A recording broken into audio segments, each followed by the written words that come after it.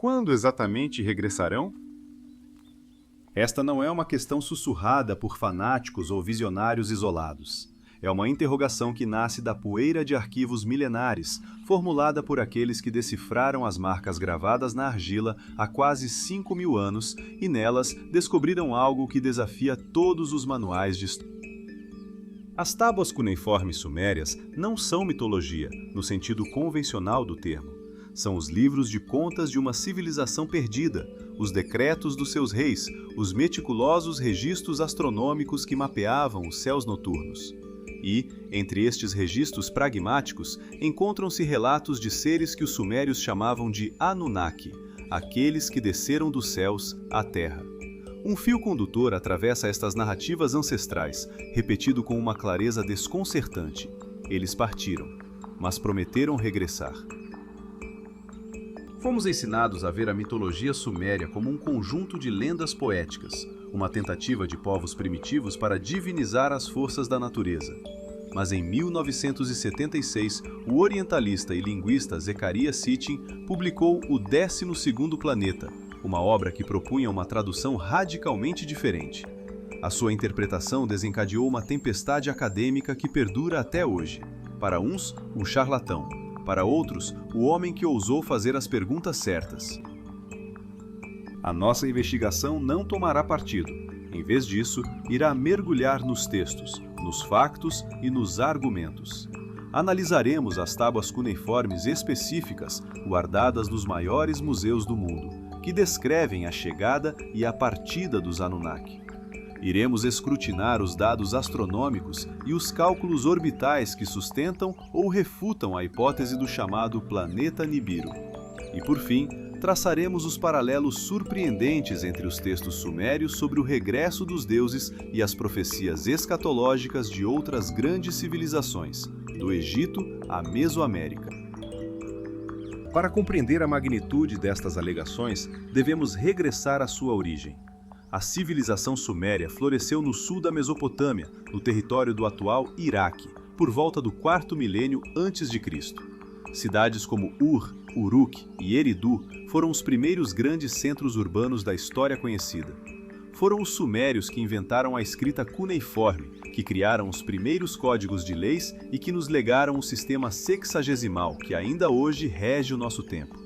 60 segundos no minuto, 360 graus num círculo, é uma herança direta da sua genialidade matemática. No entanto, essa mesma argila que registra cálculos e colheitas também registra uma história que a nossa era se recusa a aceitar. Uma história de mestres vindos das estrelas e de uma promessa gravada na pedra. A argila endurecida guarda mais do que simples palavras, guarda uma promessa, ou talvez um aviso. E enquanto os nossos telescópios perscrutam a vastidão do cosmos em busca de respostas, talvez a chave mais inquietante já tenha sido desenterrada, esperando pacientemente sob as areias do tempo, pelo momento do seu cumprimento. Nas areias do tempo, sob o sol implacável da Mesopotâmia, repousam factos incontestáveis, documentados por décadas de escavações arqueológicas. Uma história que começou a ser desenterrada de forma sistemática nas décadas de 1920, com a expedição pioneira de Sir Leonard Woolley, a lendária Ur dos Caldeus. O que emergiu da poeira não foi apenas uma civilização, mas um enigma vertiginoso. Pois a civilização suméria parece ter surgido do nada. Isto não é uma metáfora poética, é um problema profundo, uma anomalia que os historiadores designam como o problema sumério. Nos estratos arqueológicos, não existe a transição gradual que seria de esperar. Não há vestígios de uma longa evolução, de um período prolongado de tentativa e erro que levasse uma sociedade primitiva a uma complexidade deslumbrante. Pelo contrário, o que se encontra é uma explosão civilizacional. Sistemas de irrigação que transformaram o deserto num celeiro. Uma arquitetura monumental erguida com precisão matemática. A invenção da própria palavra escrita, a cuneiforme, já numa forma estruturada e funcional. Conhecimentos avançados de matemática e astronomia. Tudo isto floresce de forma quase simultânea, como se tivesse sido implantado no tecido da história já num estado de maturidade plena.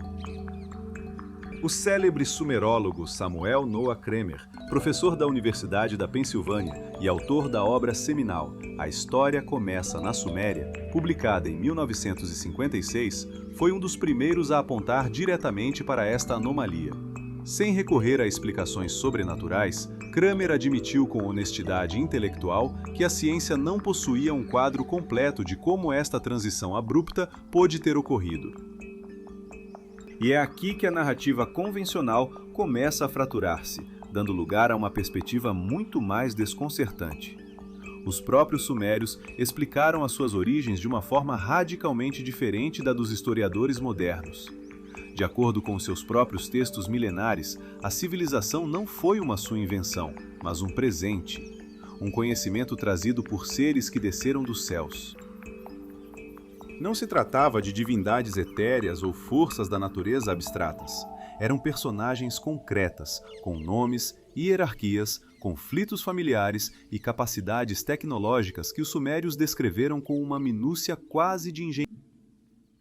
O texto-chave para esta alegação é a chamada Lista de Reis Sumérios. Este não é um mito vago, mas um documento real, um artefacto tangível.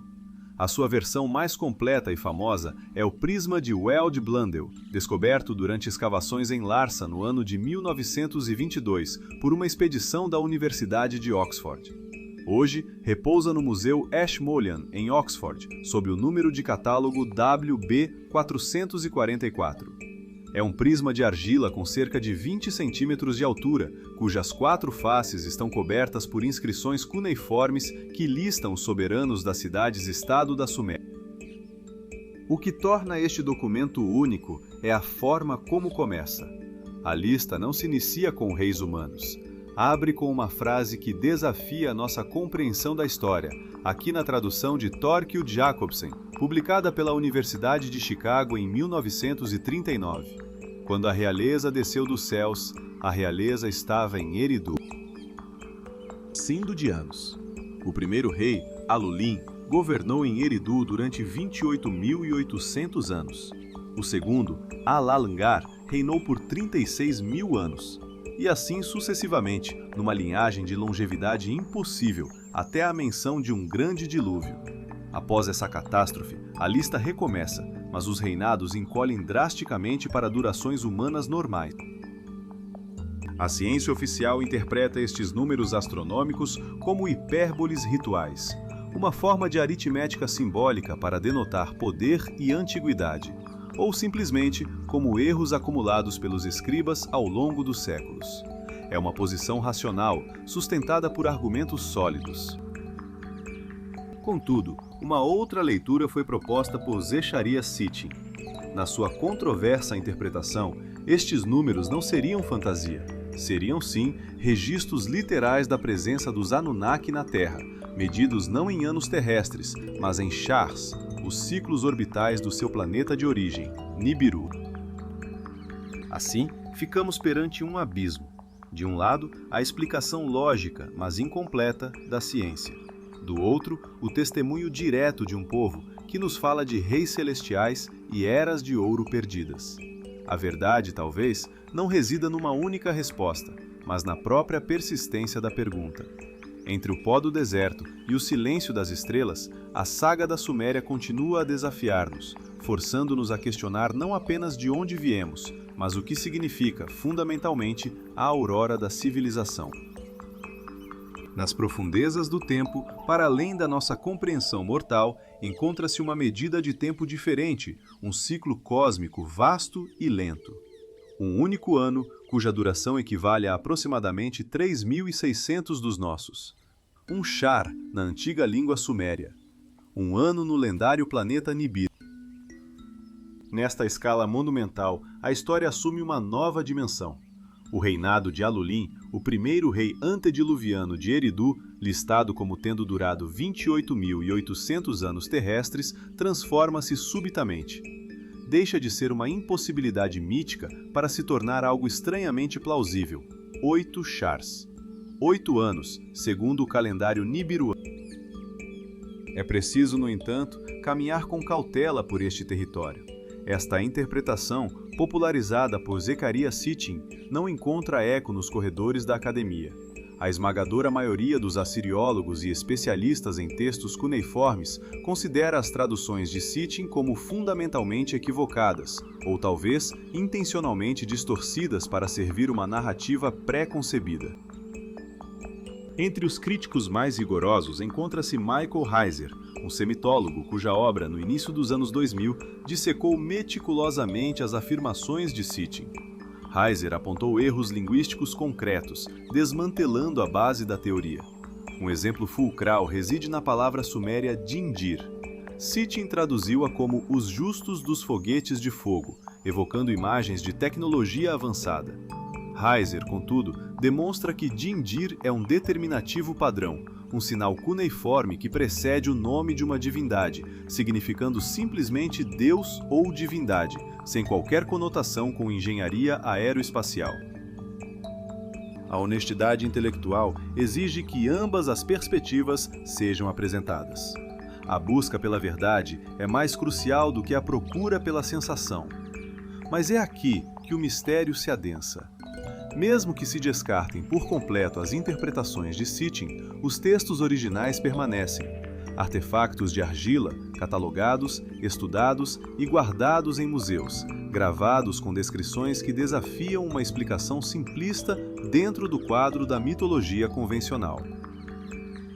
Tomemos o épico Enuma Elish, o texto cosmogônico babilônico inscrito em 7 tábuas de argila. A sua versão mais completa foi desenterrada das ruínas da biblioteca de Assurbanipal, na antiga Nínive, hoje Mossul, no norte do Iraque. Foi uma descoberta feita por Austen Henry Layard em meados do século XIX, um vislumbre de um mundo perdido. Hoje, estas tábuas repousam no Museu Britânico, um testemunho silencioso de uma sabedoria esquecida, publicadas pela primeira vez por George Smith em 1876. O Enuma Elish descreve a criação do universo, mas fala de uma forma desconcertantemente específica. Não é uma alegoria vaga, é um relato quase técnico de colisões celestes, da formação de planetas, da criação de um cinturão de asteroides. A quarta tábua narra como o deus Marduk, que na interpretação de Sitchin simboliza o planeta errante Nibiru, entra numa batalha cósmica com Tiamat, a personificação do caos aquoso primordial. Nesta guerra celestial, Marduk despedaça Tiamat. De uma das suas metades, forma a Terra, da outra, forja o bracelete martelado, uma descrição poética que Sitchin identifica com o cinturão de asteroides que se estende entre as órbitas de Marte e Júpiter. A tradução acadêmica, como a realizada por Wilfred Lambert, da Universidade de Birmingham, e publicada na sua obra de 2013, apresenta Tiamat não como um corpo celeste literal, mas como a personificação mitológica do oceano primitivo. Esta visão é, sem dúvida, mais conservadora e metodologicamente rigorosa. Contudo, até mesmo Lambert, um pilar da ortodoxia acadêmica, notou algo peculiar. Ele reconheceu que os detalhes cosmográficos do Enuma Elish demonstram uma compreensão surpreendente da estrutura do Sistema Solar. Uma compreensão que é profundamente difícil de explicar, dado o nível tecnológico que atribuímos às civilizações daquela época. E assim, ficamos perante o enigma. As tábuas de argila guardam seus segredos. Serão elas apenas o produto de uma imaginação fértil, uma tentativa poética de dar sentido ao cosmos? Ou serão o eco distante de um conhecimento perdido, uma memória fragmentada de eventos reais, transmitida através de milênios e velada na linguagem do mito?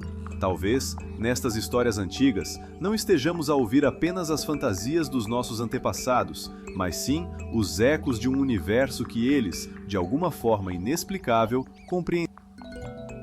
Nas profundezas do tempo, gravadas em argila por mãos há muito esquecidas, reside um enigma que desafia a nossa compreensão da história. Não se trata de uma questão sobre a existência dos Anunnaki, pois para essa interrogação fundamental, a resposta talvez se tenha perdido para sempre nas areias da Mesopotâmia. A verdadeira questão, mais concreta e perturbadora, emerge diretamente da escrita cuneiforme.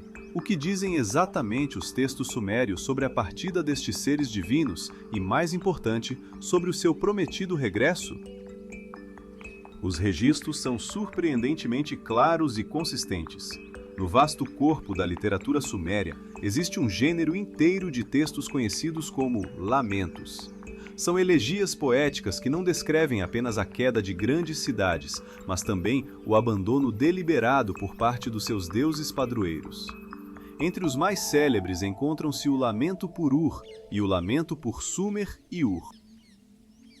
O Lamento por Ur sobreviveu em múltiplas cópias, sendo as mais completas descobertas na cidade sagrada de Nippur. A sua tradução, publicada pelo acadêmico Samuel Kramer no ano de 1945, abriu uma janela para a desolação de uma era.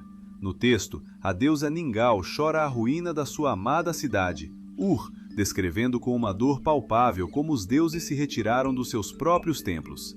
As suas palavras ecoam através dos milênios. Verdadeiramente, a minha cidade foi destruída diante de mim. A minha casa de bem, a casa onde comia o meu pão, foi entregue à destruição. O texto prossegue, detalhando como os deuses supremos do panteão, Anu e Enlil, decretaram o Is de ovelhas, como os sumérios poeticamente se referiam aos complexos dos templos.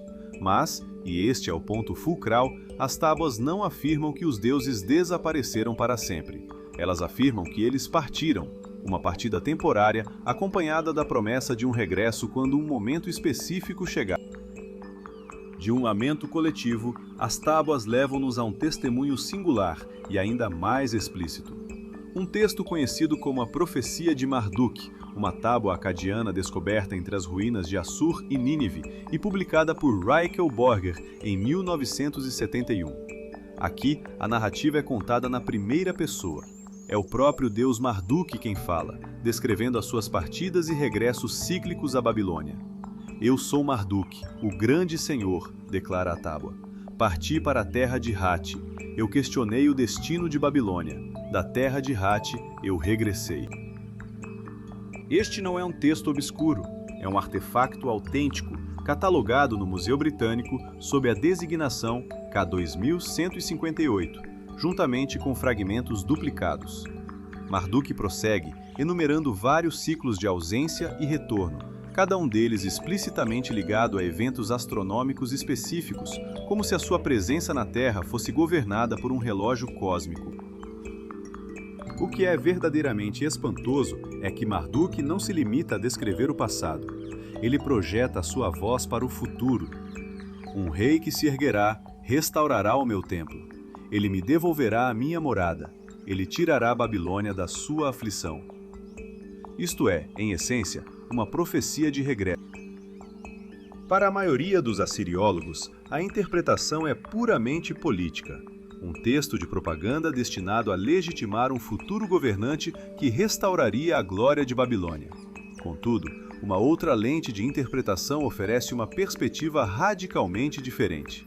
No seu livro, O Fim dos Dias, publicado no ano de 2007, o autor Zecharia Sitchin estabeleceu uma ligação direta entre estes ciclos de partida e retorno de Marduk e o período orbital de um planeta hipotético, Nibiru. Segundo os seus cálculos, cada regresso de Marduk coincidiria com a passagem de Nibiru pelo sistema solar interior. Assim, ficamos perante duas visões do mesmo texto antigo. De um lado, a crônica de uma manobra política terrestre. Do outro, o eco de um ciclo astronômico de proporções inimagináveis, ditando a presença de seres poderosos no nosso mundo. As tábuas de argila permanecem em silêncio, testemunhas de uma verdade que continua a escapar-nos. Elas guardam os seus segredos, talvez à espera de um ciclo que ainda não se completou. Nas profundezas do tempo, um ciclo cósmico parece ditar o fluxo e refluxo da civilização humana. Cada passagem de um corpo celeste errante pelo sistema solar interior coincidiu com convulsões históricas monumentais. A queda de Ur, por volta de 2000 anos antes da nossa era, a devastação da Babilônia, o colapso catastrófico que encerrou a Idade do Bronze. Segundo as controversas interpretações de Zecharia Sitchin, estes eventos não foram coincidências, mas sim as consequências do regresso periódico de um planeta, um arauto de mudança e destruição. Sitchin postulou que a próxima aproximação deste mundo, conhecido como Nibiru, ocorreria num futuro previsível, embora, contrariamente ao mito popular, nunca tenha cravado uma data definitiva. É crucial sublinhar: esta é a interpretação de Sitchin, uma hipótese que permanece nos domínios da especulação, não confirmada pela ciência oficial. Contudo, os textos que a inspiraram são de uma realidade inegável, física. A profecia de Marduk, um presságio de regresso e restauração divina, repousa sob a guarda do Museu Britânico. O pungente Lamento por Ur, um poema fúnebre pela cidade abandonada pelos seus deuses, está publicado em edições acadêmicas. A lista de reis sumérios, com as suas inacreditáveis longevidades de monarcas antediluvianos, está em exibição no Museu Ashmolean. Não são invenções, são artefactos de argila e tempo, testemunhas silenciosas que qualquer um pode ver com os seus próprios olhos. Mas, para além destas crônicas de destruição e regresso, existe outro texto, menos célebre, mas de igual importância: o chamado Mito de Adapa, registrado em tabuinhas desenterradas em Amarna, a cidade egípcia erguida pelo faraó Akhenaton no século XIV antes da nossa era. Uma cópia, a tabuinha EA356, está preservada no Museu do Antigo Próximo Oriente, em Berlim. O texto narra a extraordinária história de Adapa, um sábio criado pelo deus Ea, a quem foi concedida a oportunidade de ascender aos céus, a morada do Deus Supremo, Anu. A narrativa descreve a sua viagem com uma precisão surpreendente. Fala da passagem pelos portões de Anu, guardados por duas sentinelas divinas, Dumuzi e Gizida. Relata como a Adapa foram oferecidos o pão da vida e a água da vida, que lhe confeririam a imortalidade, mas que ele, por conselho do seu criador, Ea, recusou. Este texto é fascinante não apenas como uma peça mitológica, mas como um testemunho da concessão sumério-acadiana do céu. Não um plano etéreo, mas um local físico, concreto, para onde se podia viajar, ascender.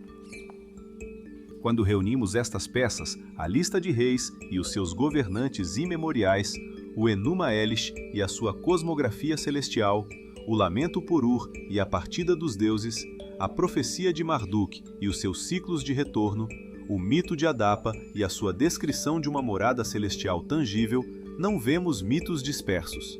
Vemos os fragmentos de uma narrativa coesa e grandiosa. A história de seres que chegaram, que partiram e que, segundo estes mesmos textos, hão de voltar.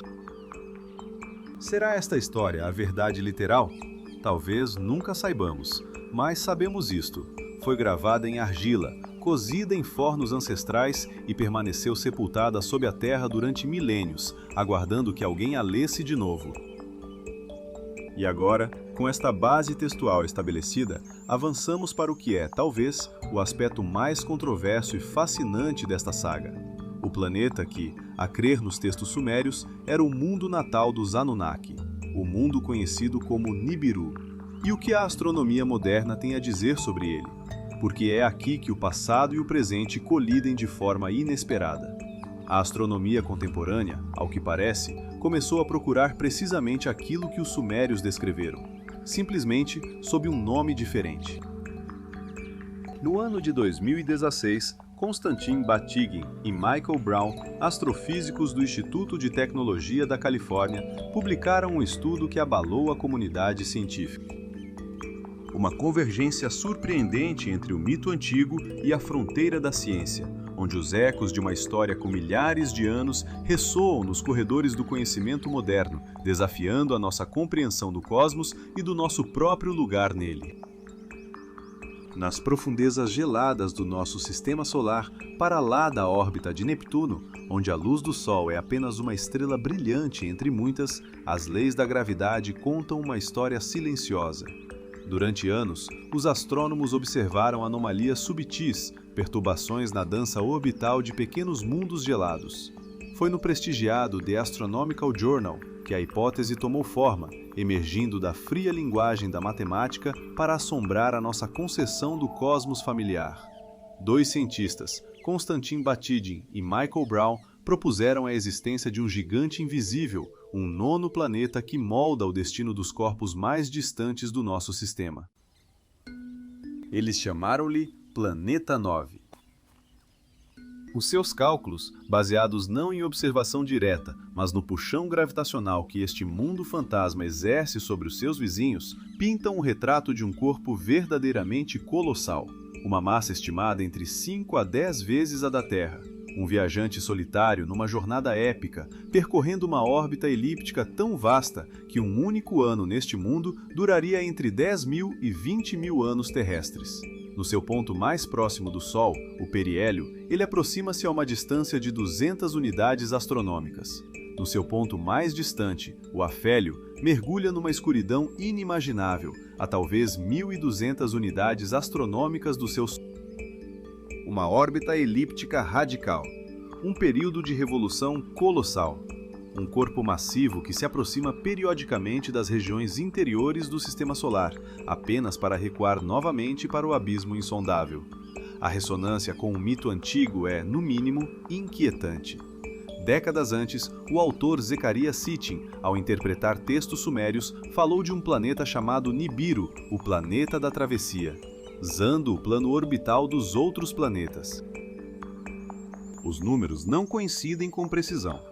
O período orbital calculado por Batygin e Braun é significativamente maior, mas o princípio fundamental, um corpo celeste massivo numa órbita excêntrica, um intruso periódico no nosso bairro cósmico, alinha-se de uma forma surpreendente. E aqui reside o ponto crucial. Batygin e Braun não procuravam mitos, não estavam a testar as teorias de Sitchin. A sua conclusão foi forjada exclusivamente na bigorna da observação empírica e da mecos transnetunianos, incluindo Sedna e o corpo designado 2012 VP-113. Estes mundos distantes moviam-se como se uma mão invisível estivesse a reger a sua coreografia cósmica. Seria intelectualmente desonesto declarar que o planeta 9 é Nibiru. Neste momento, a existência do planeta 9 permanece uma hipótese matemática. Nenhum telescópio o capturou ainda. No entanto, o facto de a astrofísica moderna considerar seriamente a possibilidade de um mundo assim torna uma coisa inegável. A ideia central, ecoada nos textos sumérios, não é fisicamente impossível. Não viola as leis do movimento planetário. É, pelo menos em teoria, admissível. Mas a matemática, por mais elegante que seja, permanece no reino do abstrato. E se as evidências não estiverem apenas dos céus, mas gravadas na própria pedra do nosso mundo, uma hipótese, por mais bela que seja, necessita de testemunhos materiais. E no caso destes visitantes míticos, os Anunnaki, existem artefactos e estruturas que continuam a desafiar explicações exaustivas no quadro da arqueologia tradicional. A nossa investigação leva-nos agora a Baalbek, um antigo complexo de templos ciclópicos aninhado no coração do Vale do Bekaa, no Líbano moderno, a aproximadamente 85 quilômetros a nordeste de Beirute.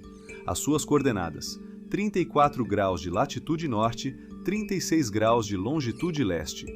Aqui, a escala do esforço humano, ou talvez não apenas humano, desafia a lógica e a nossa compreensão da engenharia antiga. A busca pela verdade obriga-nos a olhar tanto para cima, para a dança invisível dos planetas, como para baixo, para as fundações impossíveis que os nossos antepassados deixaram. Pois talvez as respostas para os maiores mistérios do cosmos não estejam apenas escritas nas estrelas, mas também gravadas na pedra, esperando pacientemente que aprendamos a ler ambas as linguagens. Nas vastas planícies do Vale do Bekaa, no Líbano, ergue-se o monumento ao poder e à fé, Baalbek. Oficialmente, a história que conhecemos é a de um complexo de templos romanos, uma obra-prima da engenharia imperial. Aqui, os majestosos templos de Júpiter, Baco e Vênus, construídos durante o primeiro e segundo séculos da nossa era, testemunham a grandiosidade de Roma.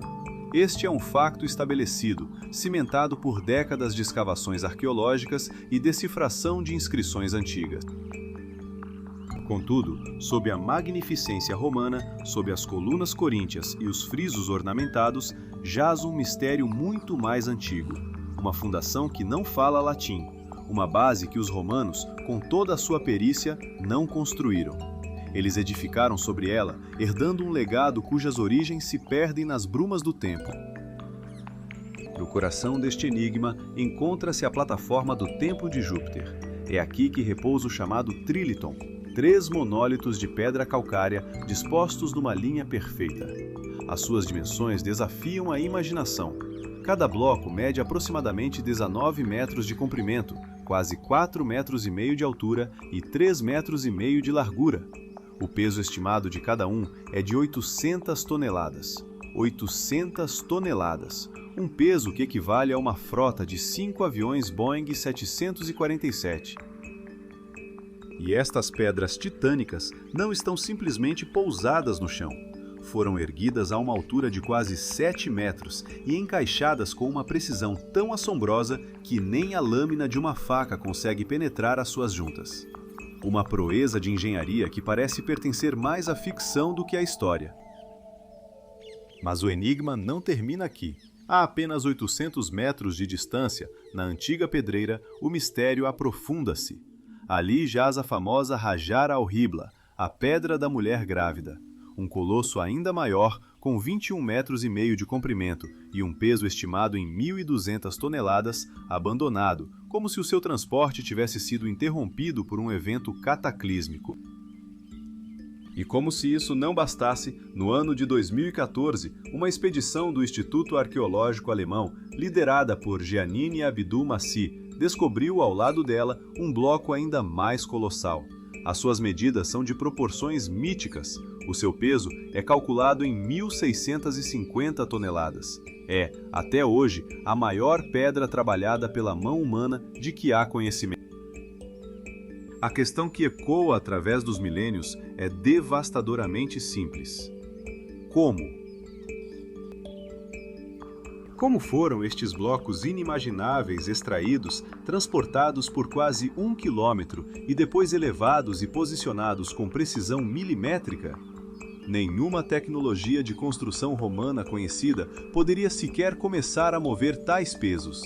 Os seus guindastes mais avançados, verdadeiras maravilhas da sua época, tinham uma capacidade máxima de elevação de 6 a 7 toneladas. Mesmo os mais potentes guindastes móveis da atualidade, máquinas que representam o auge da nossa própria tecnologia, atingem um limite de cerca de 1.200 toneladas e exigem plataformas de betão perfeitamente niveladas e semanas de preparação para operar. O arqueólogo e arquiteto alemão Daniel Lohner, especialista em construções megalíticas, analisou detalhadamente os aspectos de engenharia do Trilithon. Na sua obra, publicada em 2016, concluiu que o transporte dos blocos era, teoricamente, possível. Exigiria uma combinação complexa de alavancas, rolos de madeira e a força bruta de milhares de trabalhadores, num esforço coordenado que levaria meses, talvez anos, para mover um único bloco. Isto transforma o mistério de como num enigma ainda mais profundo. Por quê? Por que despender uma quantidade tão inconcebível de recursos, tempo e esforço humano, quando se poderia alcançar o mesmo resultado arquitetônico utilizando blocos menores e mais manejáveis? A arqueologia tradicional oferece uma resposta lógica. Era uma demonstração de devoção religiosa e de poder imperial. Quanto mais grandioso o templo, mais poderoso o deus a quem era dedicado e mais imponente o governante que o patrocinava. Mas para muitos, esta explicação, embora racional, parece insuficiente para justificar um esforço tão sobre-humano. Eles olham para as pedras de Baalbek e veem não a obra de romanos, mas os vestígios de uma civilização anterior, possuidora de um conhecimento tecnológico que perdemos. As pedras de Baalbek permanecem em silêncio, guardando seus segredos. Elas não nos oferecem respostas, apenas o peso esmagador da sua existência, um testemunho mudo de uma ambição que transcende a nossa compreensão. Talvez a sua verdadeira função não fosse sustentar um templo, mas sim sustentar uma pergunta através das eras. Uma pergunta sobre os verdadeiros limites do potencial humano e sobre os capítulos da nossa história que ainda permanecem por ler. Em todo o globo, um enigma silencioso repousa em pedra. Plataformas megalíticas, de uma escala que desafia a nossa compreensão da antiguidade, erguem-se como testemunhas de uma ambição esquecida. E em poucos lugares, este mistério é tão palpável como em Baalbek, no Líbano. Aqui, as pedras contam uma história que a história convencional hesita em aceitar. Investigadores como Zecharia Sitchin observaram que estas construções colossais não são um fenômeno isolado. Pelo contrário, parecem fazer parte de uma rede global, frequentemente localizada em locais que os antigos textos sumérios associam diretamente à presença e atividade dos Anunnaki, os deuses que desceram dos céus. Na sua obra de 1980, A Escada para o Céu, Sitchin propôs uma narrativa audaciosa. Baalbek não era um templo, mas uma colossal plataforma de aterragem, um porto espacial para as naves dos Anunnaki. A sua interpretação ousava responder à pergunta que assombra gerações de engenheiros e arqueólogos. Por quê? Por que blocos de pedra com mais de 1000 toneladas? A resposta, segundo Sitchin, residia na física. Apenas uma base de tal magnitude e massa poderia suportar as cargas dinâmicas colossais e as vibrações violentas geradas pela aterragem de veículos pesados vindos do espaço. É uma hipótese que reside nas margens da ciência, desprovida de provas empíricas e, por isso, especulativa. No entanto, oferece uma explicação para a escala da construção, uma explicação que as teorias tradicionais, que atribuem a obra aos romanos, lutam para fornecer de forma convincente. A engenharia romana era prodigiosa, mas a necessidade de mover monólitos de tal dimensão para a fundação de um templo permanece uma questão em aberto. Mas há outra camada neste mistério, uma que ecoa não dos textos antigos da Mesopotâmia, mas da própria terra do Líbano. O arqueólogo libanês Michel Alouf, antigo curador do sítio de Baalbek, na sua obra seminal Histoire de Baalbek, publicada pela primeira vez em 1905, documentou uma tradição local persistente. As lendas árabes, passadas de geração em geração, não atribuíam a plataforma aos romanos. Em vez disso, contavam que a sua construção fora ordenada pelo rei Nimrod, a poderosa figura bíblica da Mesopotâmia, e executada por uma raça de seres sobrenaturais, os Djinn. A lenda, embora fantástica, tece um fio direto não para Roma, mas para a Mesopotâmia, a terra dos Sumérios. É um eco cultural, um fragmento de memória popular que, curiosamente, alinha o propósito de Baalbek com as mesmas geografias mencionadas por Sitchin. Desta fortaleza de pedra no Líbano, a nossa busca por respostas leva-nos a uma paisagem radicalmente diferente, a milhares de quilômetros para sudeste. Viajamos para o deserto árido do Peru, para o Planalto de Nazca. Aqui, entre os rios Engenho e Nazca, estende-se um vasto e silencioso livro de areia. Numa área de aproximadamente 450 km², a terra foi gravada com as enigmáticas linhas de Nazca. Estes geoglifos gigantescos, criados pela remoção cuidadosa da camada superficial de seixos avermelhados para expor o solo mais claro por baixo, foram sistematicamente documentados pela primeira vez pelo arqueólogo peruano Toribio Mejía Chespi, em 1927.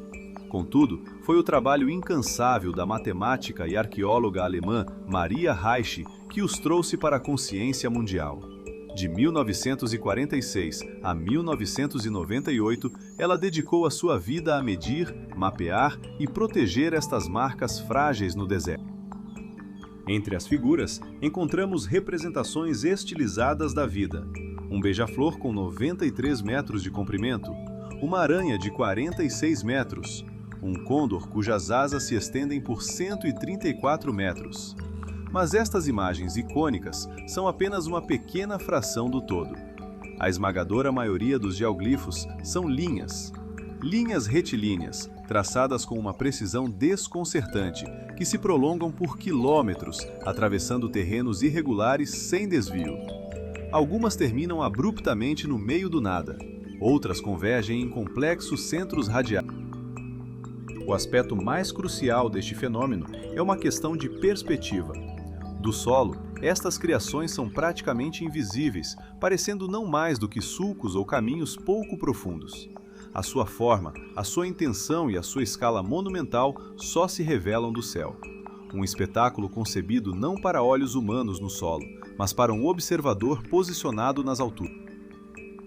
Maria Reich acreditava que o Planalto de Nazca era um gigantesco calendário astronômico, um observatório a céu aberto para marcar solstícios, equinócios e outros eventos celestes. Esta hipótese encontra algum suporte.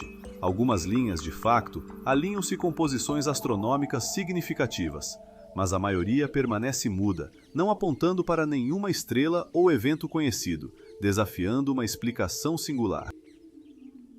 Em 1968, o autor suíço Erich von Däniken ofereceu uma perspectiva alternativa, ecoando a lógica aplicada a Baalbek. Se as linhas só podem ser vistas de cima, talvez fossem destinadas a quem estava em cima. Seriam pistas de aterragem? Sinais de navegação para viajantes celestiais? Deixados com estas obras monumentais, separados dos seus criadores por um abismo de tempo, somos forçados a confrontar os limites do nosso conhecimento. Tanto em Baalbek como em Nazca, deparamos-nos com uma escala de pensamento e execução que parece transcender as necessidades e capacidades que atribuímos às culturas antigas. Seriam estas marcas na paisagem do nosso planeta ecos de um diálogo antigo, cujos interlocutores há muito partiram, deixando-nos apenas com o silêncio das pedras e o mistério das linhas traçadas na Terra? Nas vastas e áridas planícies do Peru, gravadas na terra como sussurros de gigantes, jazem as linhas de Nazca. Durante décadas, uma teoria popular, imortalizada na obra Eram os Deuses Astronautas, sugeria que estes geóglifos monumentais não eram mais do que pistas de aterragem para naves espaciais de outros mundos. Uma hipótese ousada, mas que foi repetidamente desafiada pela lógica. Afinal, para que precisaria uma civilização capaz de viagens interestelares, de representações de macacos, aranhas ou colibris para guiar as suas aterragens? Uma crítica pertinente, sem dúvida. Contudo, ao descartar a fantasia, o mistério central permanece intacto, talvez ainda mais profundo. Por que motivo foram estas figuras colossais criadas para serem vistas apenas do céu, numa era em que o voo humano era um sonho impossível? Em 2019, a tecnologia do século XXI lançou uma nova luz sobre este enigma milenar. Uma equipe de investigadores japoneses da Universidade de Yamagata, liderada pelo professor Masato Sakai, utilizou imagens de satélite e a potência da inteligência artificial para perscrutar o deserto. O resultado foi espantoso. A descoberta de 143 geóglifos até então desconhecidos. Mas estas não eram as figuras gigantescas a que estávamos habituados. Entre elas, encontraram-se representações de humanos e animais com apenas 5 metros de comprimento, figuras tão subtis que são completamente invisíveis não só a partir do solo, mas também a baixas altitudes. Esta revelação não trouxe respostas, apenas perguntas mais inquietantes. Se estas criações não eram destinadas a serem vistas da Terra, nem de um ponto de vista aéreo próximo, para quem foram então desenhadas? Para que olhos se destinava esta galeria de arte secreta gravada na face do planeta? Para procurar um eco deste mistério, a nossa viagem leva-nos a milhares de quilômetros de distância, para as colinas da Anatólia, na Turquia. As coordenadas: 37 graus, 22 minutos de latitude norte, 38 graus, 55 minutos de longitude este. Aqui ergue-se um lugar que não apenas desafia, mas reescreve por completo a cronologia da civilização humana, Göbekli Tepe. Identificado inicialmente num levantamento conjunto das universidades de Istambul e Chicago em 1963, o seu verdadeiro significado permaneceu enterrado por mais 3 décadas. Foi apenas em 1995 que o arqueólogo alemão Klaus Schmidt, do Instituto Arqueológico Alemão, iniciou escavações sistemáticas. O que Schmidt e a sua equipa desenterraram não era uma aldeia nem uma fortaleza. Era algo que, segundo a nossa compreensão da história, simplesmente não deveria existir. Diante deles, emergiram círculos concêntricos de pilares de pedra maciços, monólitos colossais em forma de T, alguns atingindo 5,5 metros de altura e pesando até 15 toneladas. Nestas pedras, um bestiário de um mundo perdido foi esculpido com uma mestria surpreendente. Raposas astutas, touros imponentes, serpentes sinuosas, ghrouls e escorpiões.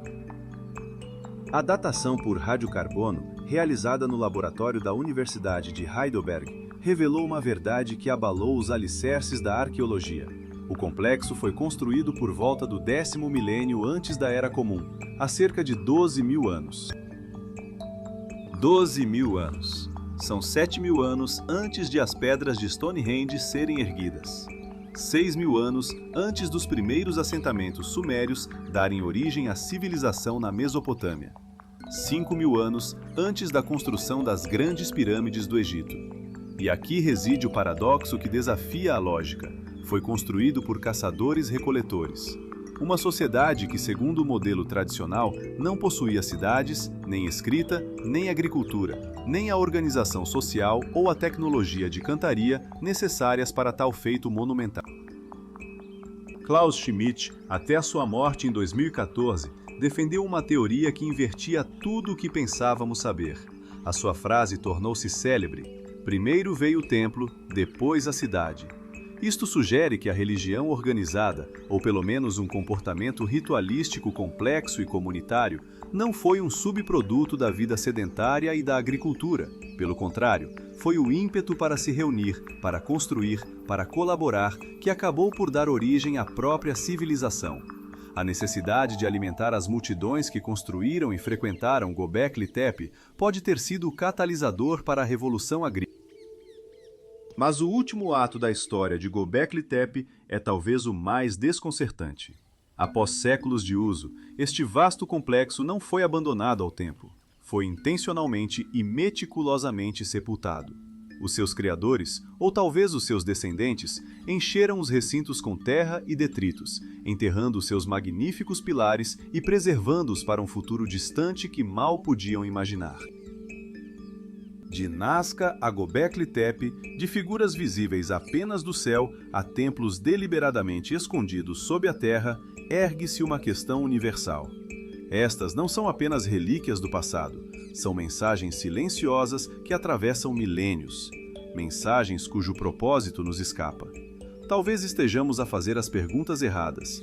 Talvez o verdadeiro significado não esteja no que eles construíram para ser visto, mas naquilo que, por razões que talvez nunca compreendamos, escolheram ocultar. Nas brumas do tempo, há cerca de 10.000 anos, nas planícies da Anatólia, um ato de proporções monumentais foi executado. Alguém, com um propósito deliberado e um cuidado meticuloso, começou a enterrar o mais antigo templo conhecido pela humanidade. Göbekli Tepe não foi destruído, não foi incendiado nem abandonado à erosão. Foi cuidadosamente sepultado sob toneladas de terra e cascalho, como se estivessem a selar uma cápsula do tempo para um futuro distante. Um ato de sepultamento colossal e metódico. A questão que ecoa através dos milênios é implacável. Por quê? Que conhecimento ou que perigo era tão grande que exigia ser escondido do próprio tempo? O arqueólogo que liderou a sua redescoberta, Klaus Schmidt, nunca ofereceu uma resposta definitiva. Numa entrevista à revista Der Spiegel, no ano de 2006, confessou a sua perplexidade. Não sabemos por que o fizeram, mas eles queriam claramente preservar este lugar. Uma pausa, carregada de implicações. Preservar de quem? Ou para quem?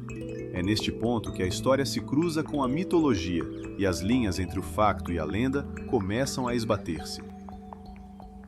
Os textos sumérios, as mais antigas escrituras conhecidas, descrevem um período pré-diluviano, uma era em que seres divinos, os Anunnaki, caminhavam sobre a Terra. A datação de Göbekli Tepe alinha-se precisamente com este período crepuscular da história humana, o final da última idade do gelo.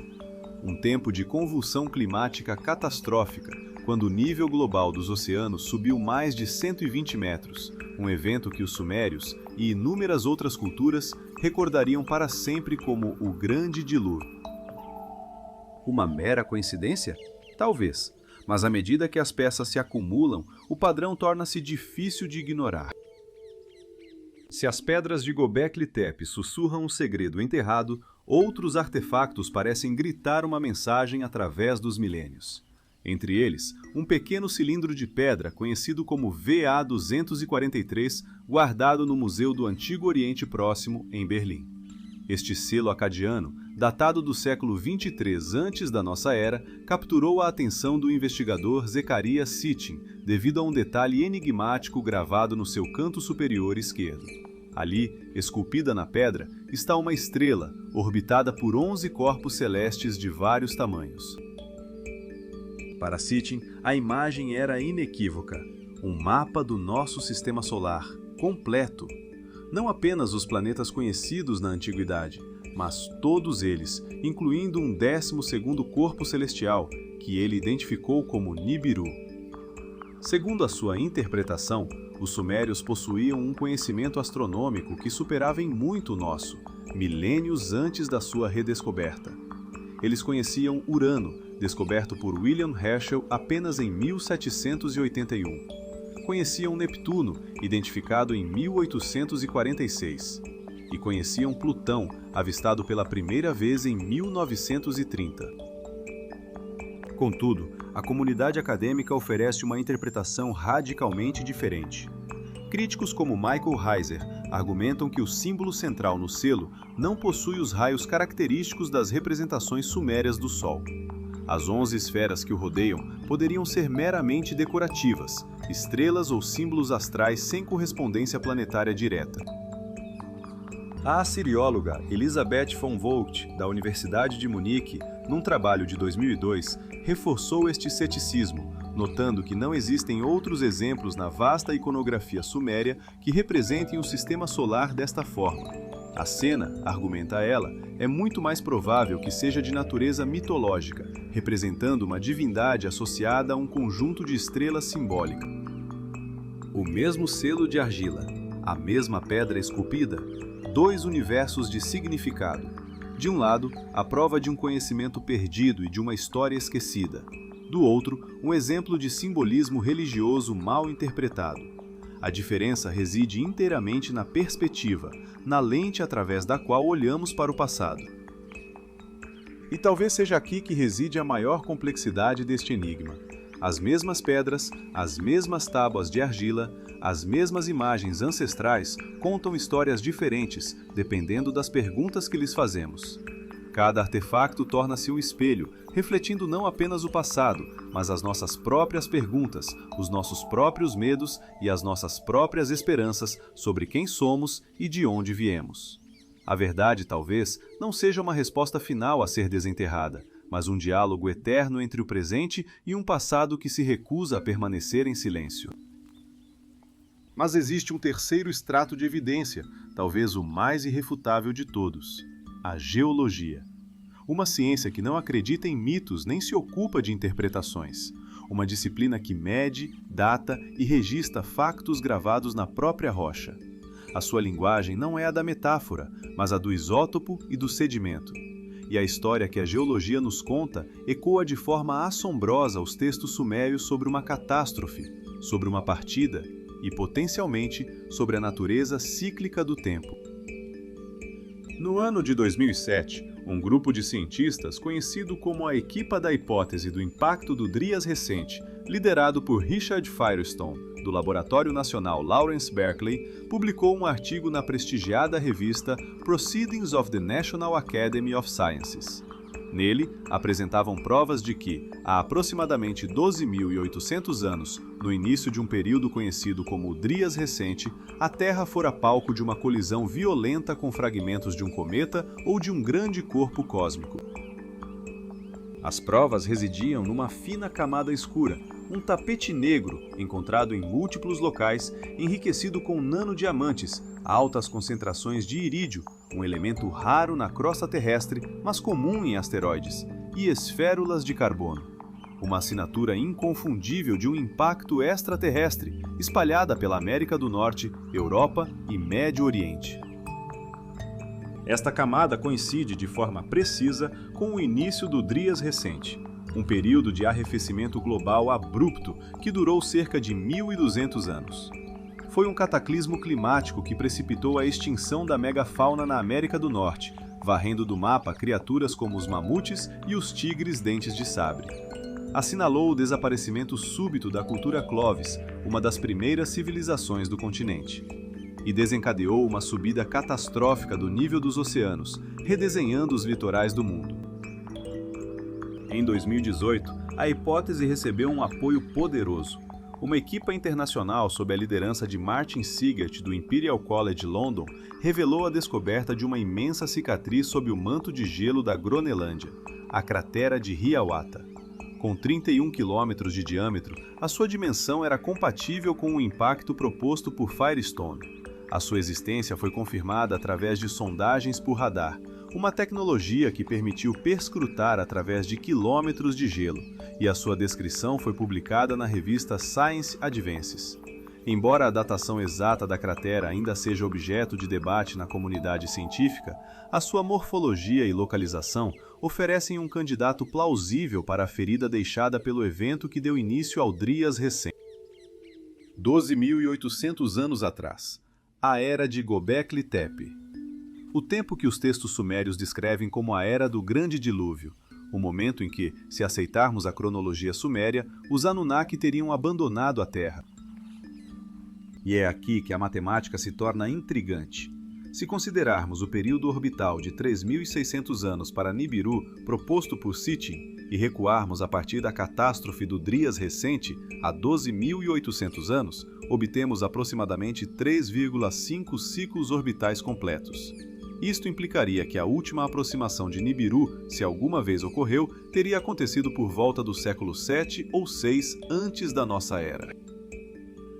Que era estava a viver o mundo nesse momento? Era o apogeu do Império Neobabilônico sob o reinado de Nabucodonosor II. Uma época em que os sacerdotes astrônomos babilônicos realizavam observações celestes intensivas e meticulosas, registradas nos seus diários astronômicos. Uma vasta coleção de tabuinhas cuneiformes, hoje guardadas no Museu Britânico, que cobrem o período desde o século 7 a.C. até o século I da nossa era. Coincidência? Possivelmente. A matemática, na sua pureza, não mente, mas pode tecer padrões sedutores onde existe apenas o acaso. A rocha registra o impacto, a tabuinha de argila registra o mito. Estarão a contar a mesma história em linguagens diferentes, separadas por milênios de silêncio? Ou estamos nós, na nossa busca incessante por significado, a projetar uma ordem cósmica sobre o caos da história? A resposta pode não estar escrita nas estrelas, mas sim nas camadas mais profundas da Terra e da nossa própria memória coletiva, à espera de ser decifrada. Na mente humana reside uma compulsão primordial, a busca por padrões. É um fenômeno conhecido na estatística como apofenia, a tendência para ver ligações significativas em dados aleatórios. É nosso dever, enquanto observadores racionais, ter isto em consideração.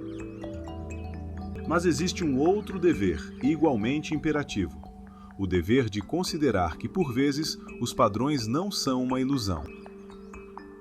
Nas planícies férteis da Mesopotâmia, sob um céu noturno desprovido da poluição luminosa moderna, os astrônomos sumérios realizaram observações de uma precisão desconcertante.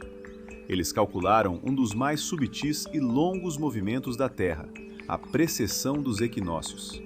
Este lento e majestoso bailado cósmico, uma oscilação do eixo terrestre semelhante à de um peão a perder velocidade, faz com que o ponto do equinócio da primavera se desloque gradualmente através das constelações do zodíaco. O ciclo completo desta precessão dura aproximadamente 25.920 anos. Um período de tempo tão vasto que desafia a escala de qualquer civilização conhecida. No entanto, os sumérios não só conheciam este ciclo, como o haviam estruturado. Dividiram-no em 12 épocas de 2.160 anos cada, as chamadas eras zodiacais. Este conhecimento está gravado nos seus textos, que descrevem a passagem do governo celestial sobre a Terra de uma divindade para outra, em perfeita sincronia com a mudança das eras. A questão que ecoa através dos milênios é inevitável. Como é que uma cultura que mal saíra da caça e da recoleção nos primórdios da agricultura poderia ter conhecimento de um ciclo astronômico que se estende por quase 26 milênios? Esta interrogação não foi levantada apenas por teóricos controversos como Sitchin. Foi formulada no coração do mundo acadêmico. Giorgio de Santillana, professor de História da Ciência no prestigiado Instituto de Tecnologia de Massachusetts, juntamente com Herta von Deschent, publicou em 1969 a obra seminal O Moinho de Hamlet. Nela, analisaram meticulosamente os mitos de inúmeras culturas e chegaram a uma conclusão revolucionária. Os mitos antigos não eram meras fábulas, eram complexos veículos de conhecimento astronômico, codificados em linguagem simbólica para serem transmitidos, intactos, de geração em geração. Santillana e von Deschent não postularam uma origem extraterrestre para este saber, mas admitiram com uma honestidade intelectual impor. E aqui mergulhamos numa camada mais profunda, talvez a mais sutil e fundamental de todas: a memória. Não a memória gravada na pedra ou expressa em equações, mas a memória viva, que pulsa nas palavras, nas histórias que os seres humanos contam uns aos outros desde o início dos tempos. A memória contida no mito. Habituámo-nos a tratar os mitos com condescendência. São apenas contos de fadas, dizemos, mas a história recente da arqueologia aconselha-nos a ter cautela. Quando Heinrich Schliemann, em 1870, iniciou as suas escavações na colina de Hisarlik, no noroeste da Turquia, guiado apenas pela Ilíada de Homero, os seus colegas cientistas riram-se. Troia, diziam eles, era um mito, um artifício literário sem qualquer base na realidade. Schliemann encontrou Troia, e não apenas uma, mas 9 cidades, empilhadas umas sobre as outras, testemunhas de milênios de história. O riso cessou. Quando Sir Arthur Evans, em 1900, começou a escavar na ilha de Creta, procurava o Palácio de Minos, uma figura considerada puramente lendária. Evans encontrou o Palácio de Knossos, uma estrutura real, com cerca de 20 mil metros quadrados, equipada com sistemas de água corrente, esgotos e adornada com frescos vívidos que retratavam saltos rituais sobre touros. O Minotauro não era um monstro, mas a memória de um ritual. O labirinto não era uma masmorra, mas um palácio com 1000 salas. O mito revelou-se ser uma memória distorcida, mas uma memória ainda assim. E quando Sir Leonard Woolley, em 1928, ao escavar a antiga cidade de Ur, se deparou com uma camada de depósitos fluviais com quase 2,5 metros de espessura, uma camada estéril, sem qualquer vestígio de atividade humana, sob a qual os estratos culturais recomeçavam abruptamente, ele soube que tinha encontrado a prova física de uma inundação catastrófica, o Grande Dilúvio. Talvez tenhamos sido demasiado apressados a descartar as histórias dos nossos antepassados como ficção. Talvez os mitos não sejam contos para adormecer crianças, mas sim um despertador para uma humanidade que se esqueceu das suas origens e da vastidão do tempo em que está inserida. Não o dilúvio universal no sentido literal de um mundo submerso, mas um cataclismo local de uma escala tão avassaladora que para os habitantes da Mesopotâmia foi, de facto, o fim de tudo o que conheciam. Uma inundação que varreu a civilização do mapa, deixando para trás apenas uma espessa camada de argila e uma memória indelével, uma cicatriz no inconsciente coletivo da humanidade. Esta teoria, a de uma inundação real e devastadora, encontrou a sua primeira evidência arqueológica sob a pá do arqueólogo Sir Leonard Woolley. Nas suas escavações em Ur dos Caldeus, Woolley descobriu uma camada de lodo estéril com quase 3 metros de espessura, separando estratos de habitação humana. A conclusão, publicada na sua obra de 1929, Ur of the Chaldees, era inequívoca. Algo terrível tinha acontecido ali. Os mitos, afinal, não são meras fantasias, são, talvez, ficheiros danificados da história. A informação contida neles é real, mas o seu formato foi distorcido por milênios de transmissão oral, cada geração acrescentando e subtraindo detalhes, transformando relatório em ritual e história em lenda. Se quisermos compreender o que os sumérios diziam sobre os seus deuses, os Anunnaki, e os eventos que moldaram o seu mundo, temos de ler estes textos não como contos de fadas, mas como relatórios cifrados, ecos de uma verdade esquecida. Comecemos pelo mais célebre de todos, a Epopeia de Gilgamesh. É a mais antiga obra literária de grande fôlego na história da humanidade. A sua versão mais completa, gravada em 12 tábuas de argila, foi descoberta nas ruínas da biblioteca de Assurbanipal, em Nínive, por Hormuzd de Hassan, no ano de 1853. Hoje, repousam no Museu Britânico. A primeira tradução integral, publicada por George Smith em 1872, teve o efeito de uma bomba. A 11ª tábua continha um relato do Grande Dilúvio, com uma semelhança tão espantosa com a história bíblica de Noé que abalou os alicerces da teologia vitoriana. Na epopeia, o herói imortal Utnapishtim, o análogo sumério de Noé, narra a Gilgamesh como o deus Ea o avisou da inundação iminente e lhe ordenou a construção de uma arca. Numa tradução de Andrew George, professor da Escola de Estudos Orientais e Africanos da Universidade de Londres, publicada em 1999, as palavras do deus ecoam através dos séculos. Homem de Churupaque, filho de Ubartutu, destrói a tua casa, constrói um barco, abandona as tuas posses, procura a vida, renuncia à riqueza, salva a tua alma. Leva para o barco a semente de todas as criaturas vivas. Mas há um detalhe nesta narrativa, uma passagem frequentemente ignorada que transforma completamente a sua interpretação. O texto descreve como, durante o dilúvio, os próprios deuses foram tomados pelo pânico. Eles não controlavam a catástrofe, fugiam dela. Na mesma tradução de George, lemos: os deuses temeram o dilúvio, recuaram, ascenderam ao céu de Anu. Os deuses, como cães, encolheram-se junto à muralha exterior. Ishtar gritava como uma mulher em trabalho de parto. A passagem é explícita. Os deuses ascenderam aos céus. Eles abandonaram a terra durante o desastre. Eles foram para cima. Este não é o único texto que descreve a retirada dos deuses. No mito sumério conhecido como Atrahasis, que apresenta outro nome para o mesmo herói do dilúvio, os antecedentes da catástrofe são descritos com mais detalhe.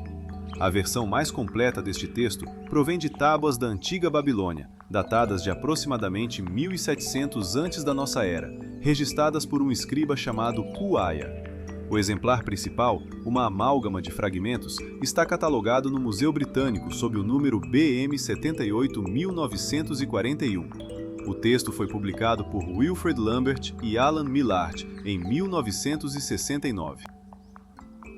Em Atrahasis, a história começa muito antes da chuva. Descreve uma ordem cósmica onde os Anunnaki, os deuses superiores, tinham encarregado os Igigi, os deuses inferiores, do trabalho pesado de escavar canais e cultivar a terra. Após 40 períodos de trabalho árduo, os Igigi revoltaram-se, queimaram as suas ferramentas e cercaram o templo do deus principal, Enlil. Recusaram-se a trabalhar. Foi então que Enki, o deus da sabedoria e das águas profundas, propôs uma solução engenhosa e fatídica: criar um ser que fizesse o trabalho em vez dos deuses, um trabalhador primitivo, o ser humano. E assim, a humanidade foi forjada a partir da argila, misturada com o sangue de um deus sacrificado, destinada desde o seu nascimento a servir, a aliviar o fardo dos seus criadores. Mas esta solução gerou um novo problema. Os humanos multiplicaram-se e o seu ruído perturbava o descanso dos deuses. O dilúvio, neste contexto, não foi uma punição por pecados morais, mas uma tentativa de controlo populacional, uma solução final para o problema da humanidade ruidosa. No entanto, a imagem mais poderosa que perdura é a dos deuses a fugir. Não deuses omnipotentes a governar os elementos, mas seres poderosos a serem apanhados por uma força maior do que eles próprios, forçados a abandonar a sua criação e a procurar refúgio nos céus.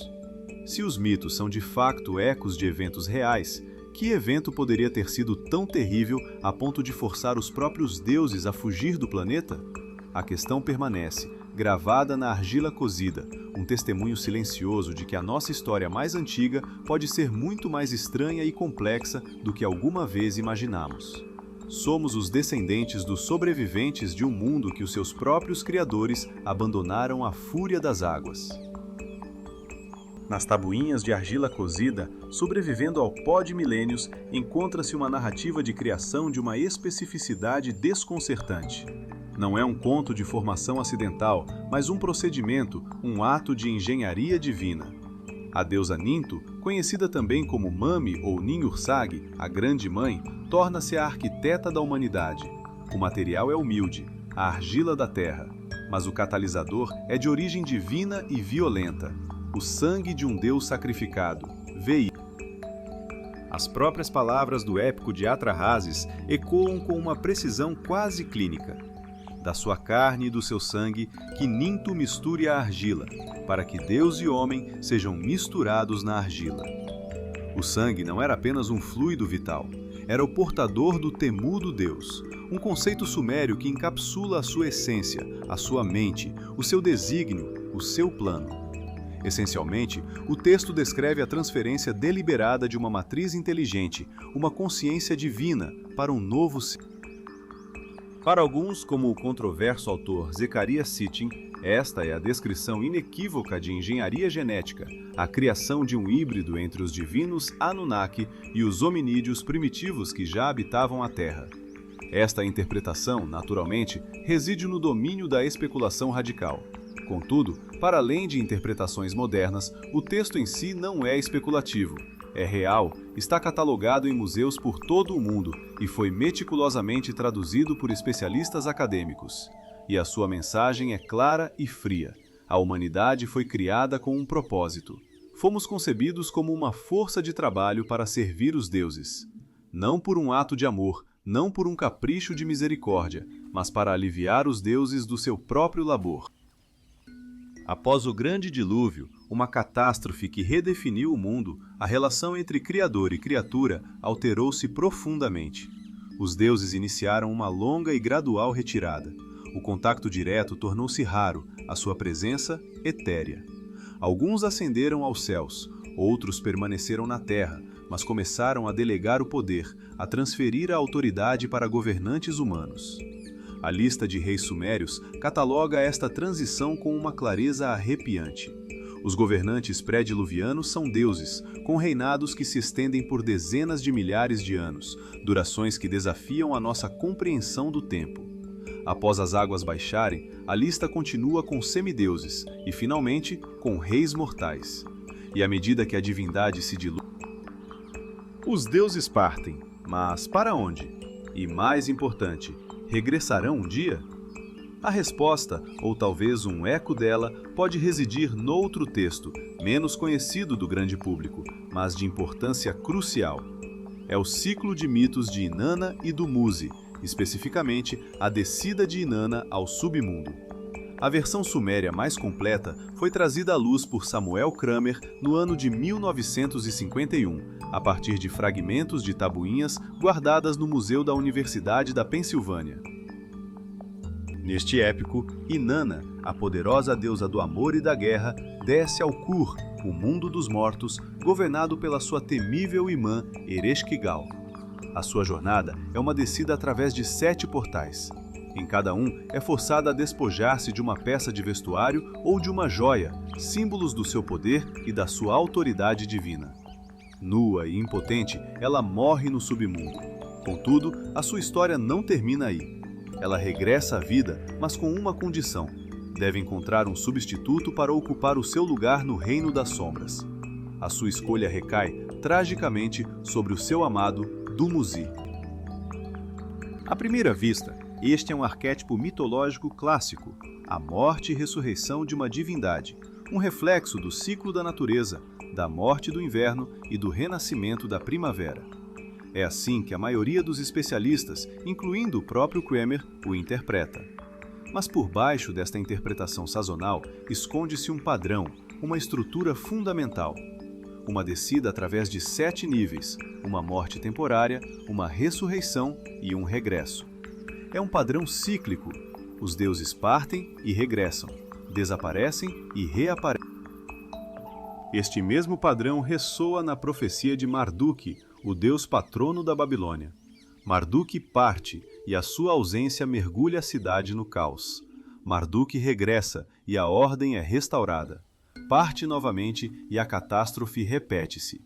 Cada partida está ligada a uma desordem, cada regresso a uma restauração da ordem. A ciclicidade, a repetibilidade, a promessa inerente do retorno. Talvez a partida dos deuses não tenha sido um fim, mas o início de um ciclo. Uma ausência programada num vasto calendário cósmico. A história, então, não seria uma linha reta, mas uma espiral. Um ciclo de partida e regresso, de esquecimento e redescoberta, gravado não apenas na argila antiga, mas no próprio tecido da nossa expectativa coletiva. O que se revela surpreendente é que este mesmo padrão ecoa através de culturas que, segundo a narrativa histórica convencional, jamais tiveram contato com o mundo mesopotâmico. A sua assinatura surge em lugares e tempos inesperados, como uma memória fantasma partilhada por toda a humanidade. Voltemos o nosso olhar para as civilizações da Mesoamérica. Nas profundezas das suas selvas e no coração das suas cidades de pedra, encontramos Quetzalcóatl, a serpente emplumada. Uma das divindades centrais na complexa tapeçaria mitológica dos toltecas e dos astecas, a sua história desafia a simples categorização. Segundo as tradições astecas, meticulosamente registradas após a conquista espanhola em documentos como o Códice Chimalpopoca e na monumental obra do monge franciscano Bernardino de Sahagún, a sua história geral das coisas da Nova Espanha, também conhecida como Códice Florentino, compilada entre os anos de 1545 e 1590, Quetzalcóatl era muito mais do que um deus. Era um rei sábio, um mestre civilizador que outorgou ao seu povo os dons da agricultura, os segredos da escrita, a precisão do calendário e a arte de trabalhar os metais. Depois de estabelecer as fundações da sua civilização, a sua partida é tão enigmática quanto a sua chegada. Partiu, navegando para o leste sobre uma jangada de serpentes, uma imagem poderosa gravada na memória coletiva, deixando para trás uma promessa que moldaria o destino de um império. Sahagún registrou as palavras dos seus informadores astecas. Ele disse que, num tempo determinado, ele voltaria, que ele viria para os visitar e para governar novamente. Esta profecia estava tão profundamente enraizada na psique asteca que, segundo uma versão dos acontecimentos, ela precipitou a sua própria ruína. Quando Hernán Cortés desembarcou na costa do México no ano de 1519, uma parte da elite governante terá acreditado ver nele o regresso do seu Deus há muito perdido. Esta interpretação, no entanto, é hoje alvo de um intenso debate acadêmico. A historiadora Camila Townsend, na sua obra de 2019, Quinto Sol, argumenta de forma convincente que a identificação de Cortés com Quetzalcóatl foi muito provavelmente uma construção posterior, uma narrativa forjada após a queda para dar sentido à catástrofe. Mas para além da controvérsia histórica, o mito central permanece inabalável. Um ser divino que chegou, instruiu a humanidade e partiu, com a promessa solene de um regresso. A ressonância com os Anunnaki, seres que vieram, criaram e partiram, deixando a sua marca na pedra e na memória, é demasiado evidente para ser ignorada.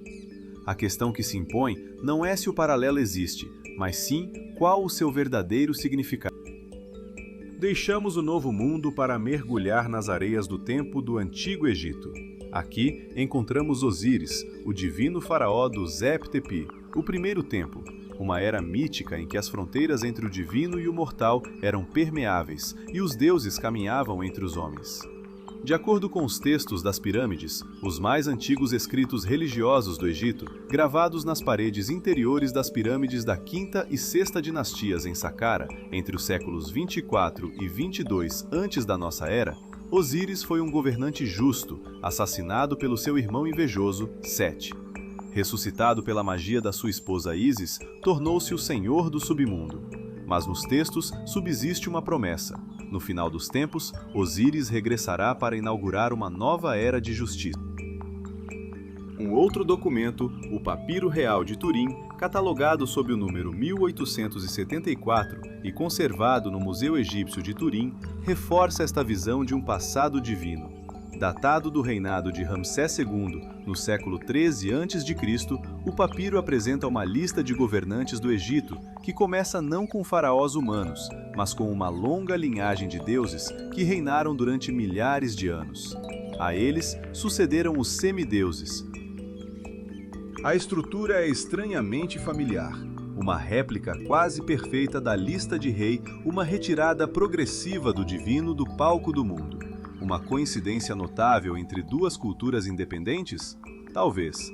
Mas é uma coincidência que, ao ser examinada, apenas aprofunda o mistério, sugerindo que os fios da nossa mais remota história podem estar interligados de formas que apenas agora começamos a ousar questionar.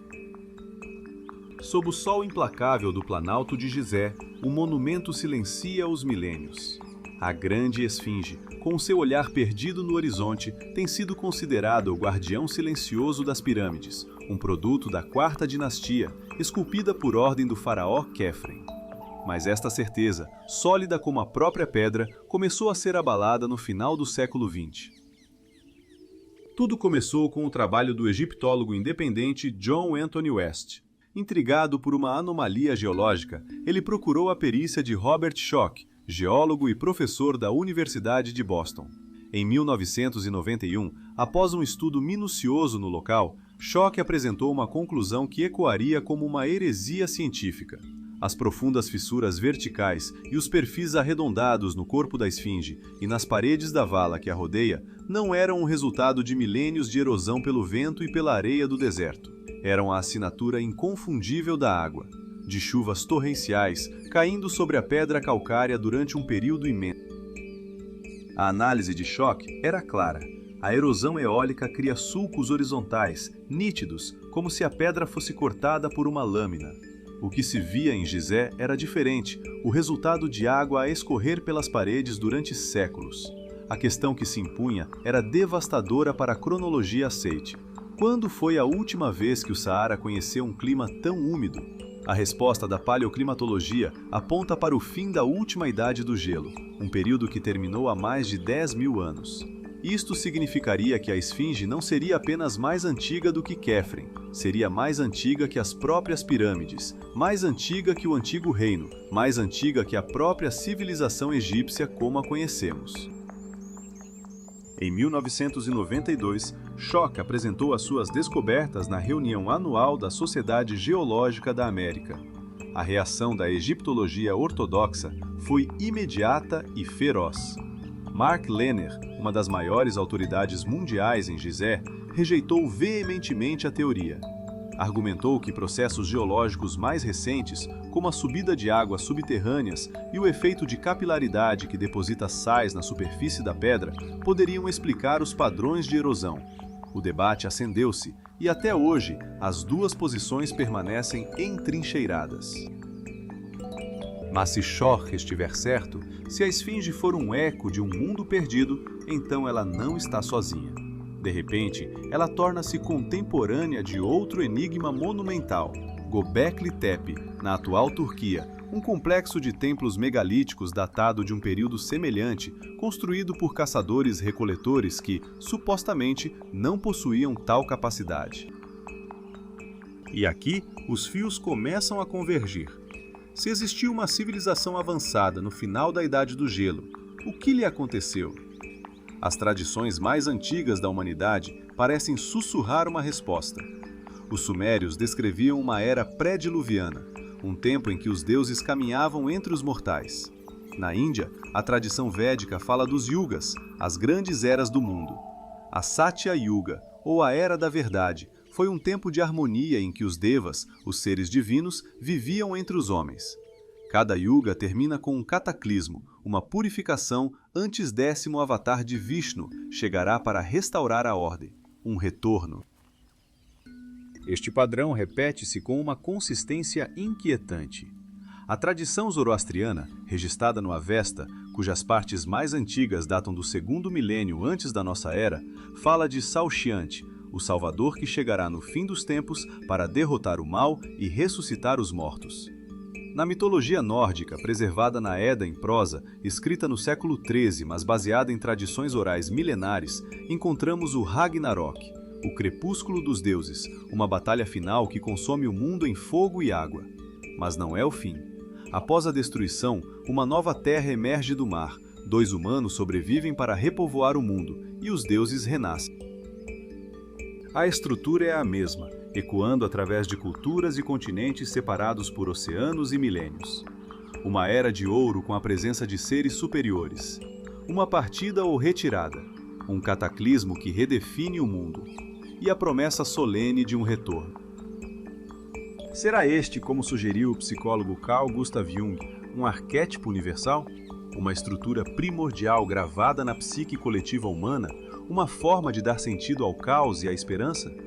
Ou será algo mais? Será a memória distorcida de eventos reais?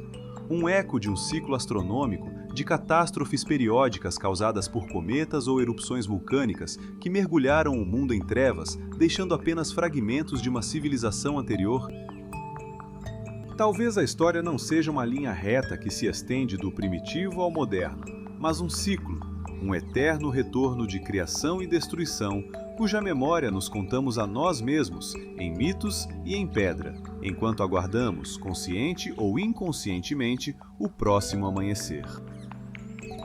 Talvez sejam ecos distorcidos pelo tempo, memórias de cataclismos geológicos ou outros processos naturais reinterpretados pela mente humana como a obra de deuses. Ou, e somos obrigados a admitir esta possibilidade, por mais improvável que pareça, talvez seja o registro de eventos reais.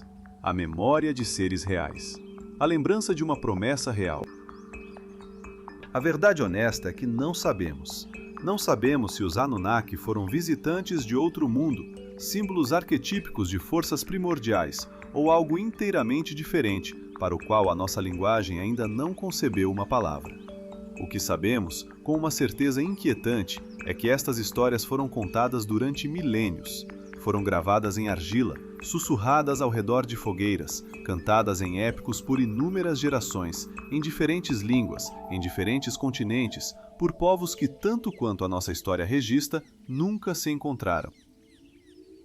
E se estas narrativas partilhadas não fossem contos de fadas para adormecer crianças, mas sim avisos para despertar a humanidade? E se não fossem mitos para explicar o relâmpago, mas manuais de instrução para compreender o cosmos? E se não fossem lendas sobre um passado dourado, mas um cronograma para um futuro inevitável? É aqui que nos encontramos, no limiar da questão mais complexa e perigosa de todas. Uma questão pela qual toda esta jornada de investigação foi, na sua essência, concebida. A pergunta não é apenas se os Anunnaki foram reais. A questão que ecoa dos textos sumérios é outra. Se admitirmos, ainda que por um instante, como um mero exercício intelectual, que as tábuas cuneiformes contêm um grão de verdade factual, então, quando? Quando é que eles regressam? Neste território, devemos mover-nos com a máxima cautela.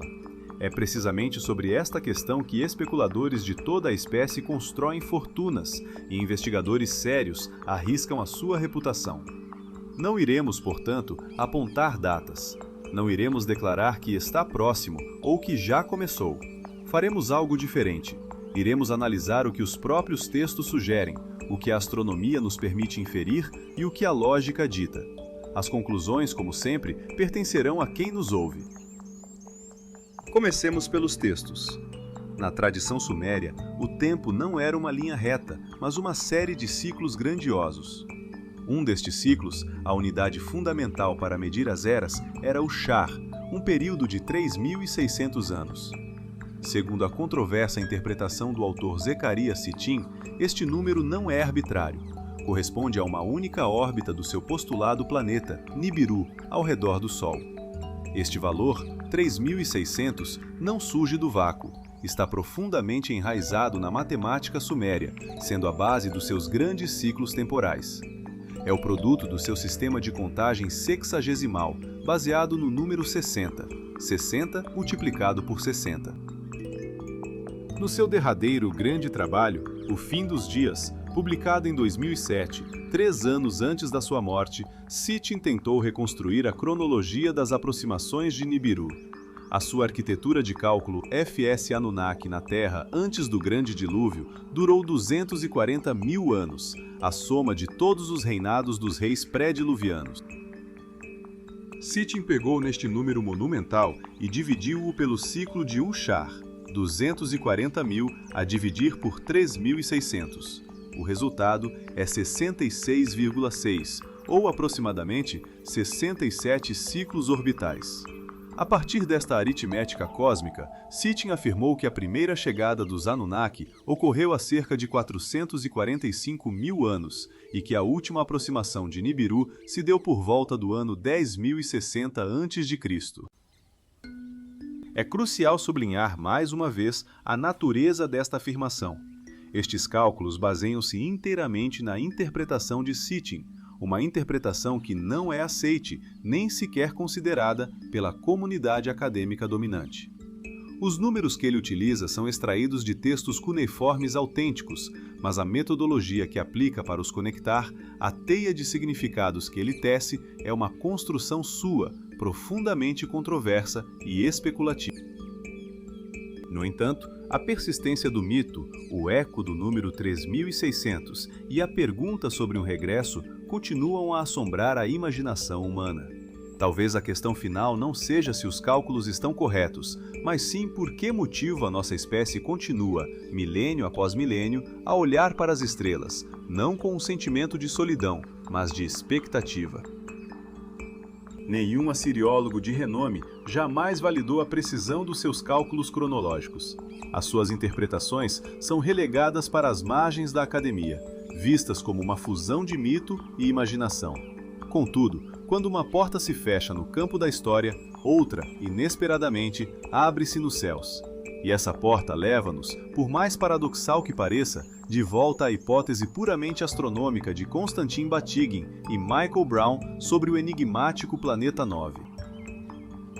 Em janeiro de 2016, quando Batygin e Brown publicaram seu artigo seminal no The Astronomical Journal, a sua estimativa para o período orbital do planeta hipotético era vasta, situando-se entre 10 mil e 20 mil anos. Um abismo temporal que o distanciava radicalmente dos 3.600 anos propostos por Sitchin. A conexão parecia, na melhor das hipóteses, tênue. Mas a ciência é um processo de refinamento contínuo. Em trabalhos subsequentes, nomeadamente nos modelos mais detalhados publicados por Batygin em 2019, o espectro de possibilidades alargou-se. As simulações computacionais, cada vez mais sofisticadas, começaram a admitir novas configurações. Alguns destes modelos permitiam períodos orbitais tão curtos quanto 5.000 anos. A distância diminuía, a ressonância, ainda que imperfeita, começava a fazer-se ouvir. O avanço não parou por aí. Em 2021, a dupla de astrofísicos publicou uma revisão atualizada no The Astrophysical Journal Letters. Nela, ajustaram a massa estimada do planeta 9 para aproximadamente 6,5 vezes a massa da Terra e refinaram ainda mais a sua órbita provável. Mais importante, apontaram para um futuro próximo. Sublinharam que o levantamento do céu conduzido pelo Observatório Vera C. Rubin, no Chile, um novo e poderoso olho apontado para as profundezas do cosmos, anteriormente conhecido como LSST, tem uma probabilidade real de detectar o planeta 9, caso ele exista. Pensemos nisto por um instante. Vivemos numa era epocal. Pela primeira vez na longa saga da humanidade, possuímos os meios tecnológicos para testar empiricamente uma das premissas centrais dos textos sumérios: a existência de um corpo celeste massivo numa órbita elíptica e alongada dentro do nosso próprio sistema solar. Não daqui a 1000 anos, nem daqui a 100, talvez na próxima década. E se o planeta 9 for descoberto, é claro que isso não provará a existência dos Anunnaki. Um planeta é apenas isso, um corpo rochoso ou gasoso governado pela gravidade, não uma nave-mãe ou o berço de uma civilização extraterrestre. Mas a sua descoberta colocaria sobre a mesa uma questão extraordinariamente desconfortável. De onde sabiam os sumérios? Como poderia uma civilização, desprovida de telescópios e de uma compreensão da mecânica celeste, ter conhecimento de um corpo que a astronomia moderna, armada com instrumentos de milhares de milhões de dólares e supercomputadores, luta arduamente para detectar. Para esta pergunta inquietante, existem algumas respostas possíveis. A primeira, e talvez a mais simples, é a coincidência. Os sumérios teriam descrito uma cosmologia mitológica, um panteão de deuses celestes, e por puro acaso, um dos seus elementos acabou por espelhar uma realidade astronômica. Uma possibilidade, sem dúvida, mas que se torna estatisticamente tênue quando considerada no contexto de outras correspondências. A segunda hipótese mergulha-nos nas profundezas da astronomia observacional. É concebível que os sumérios, ou uma civilização precursora ainda mais antiga, tenham conduzido observações celestes ao longo de milênios. Milênios de registros minuciosos, notando as perturbações subtis, os desvios gravitacionais nos planetas conhecidos e, a partir daí, inferido a presença de um corpo invisível. Isto é teoricamente possível, mas exigiria um projeto científico de uma escala e longevidade inimagináveis. Milhares de anos de observações contínuas e sistemáticas, com uma precisão que rivalizaria com a da era pré-telescópica europeia. Um feito que por si só seria uma anomalia histórica a clamar por uma explicação. A resposta, qualquer que seja, obriga-nos a reavaliar o que pensávamos saber sobre as capacidades dos nossos antepassados. Talvez os verdadeiros segredos não estejam apenas escondidos nas estrelas distantes, mas também nas profundezas do nosso próprio passado esquecido. Nas dobras mais profundas da história humana, existe uma terceira via, uma possibilidade tão audaciosa que desafia os alicerces da nossa própria origem, a de que o nosso conhecimento não foi conquistado, mas sim recebido. Uma herança transmitida por uma civilização mais antiga e incomensuravelmente mais avançada. Esta permanece no domínio da hipótese, uma narrativa tecida a partir de fragmentos de mitos e textos cuneiformes. Contudo, ao contrário de muitas explicações que se refugiam no dogma, esta gera previsões verificáveis. Propõe a existência de um corpo celeste, Nibiru, cuja órbita elíptica o traz para as profundezas do nosso sistema solar em intervalos de milênios. Se este planeta for um dia detectado numa órbita específica com parâmetros definidos, a hipótese ganha uma força sísmica. Se a sua ausência for provada, a teoria enfraquece. Paradoxalmente, esta capacidade de ser refutada confere-lhe um rigor científico que falta a muitas explicações oficiais, que, por sua vez, não oferecem qualquer previsão que possamos testar. Mas há um aspecto ainda mais intrigante, que ecoa através dos milênios. Os textos sumérios não descrevem apenas a chegada e a partida dos Anunnaki, descrevem, com um detalhe metódico, os preparativos para o seu eventual regresso. Num poema sumério monumental, conhecido como Enki e a Ordem do Mundo, publicado por Carlos Benito em 1969, com base em tabuinhas das coleções do Museu da Universidade da Pensilvânia e do Museu do Iraque em Bagdade, testemunhamos algo extraordinário. O deus Enki não está a criar o mundo a partir do caos, ele está a organizá-lo sistematicamente. Nomeia deuses patronos para cada ofício, estabelece a ordem na agricultura, na pecuária, na construção e nos ofícios. A narrativa não soa a mitologia, soa a um manual de operações, a um guia para a gestão de uma civilização na ausência dos seus arquitetos. As questões tornam-se inevitáveis. Por que deixar instruções tão detalhadas se não se pretende partir? E por que ordenar o mundo com tal meticulosidade se não se planeia regressar para inspecionar o resultado? Neste mesmo contexto, emerge o fenômeno dos ME. Na tradição suméria, os ME não são conceitos etéreos, são as leis fundamentais, as tecnologias e os poderes que definem o próprio funcionamento da civilização. Este conceito foi exaustivamente analisado por Gertrude Farber Flug na sua dissertação de 1973. Os ME são concretos, enumeráveis: a realeza, o poder sacerdotal, a verdade, a descida ao submundo.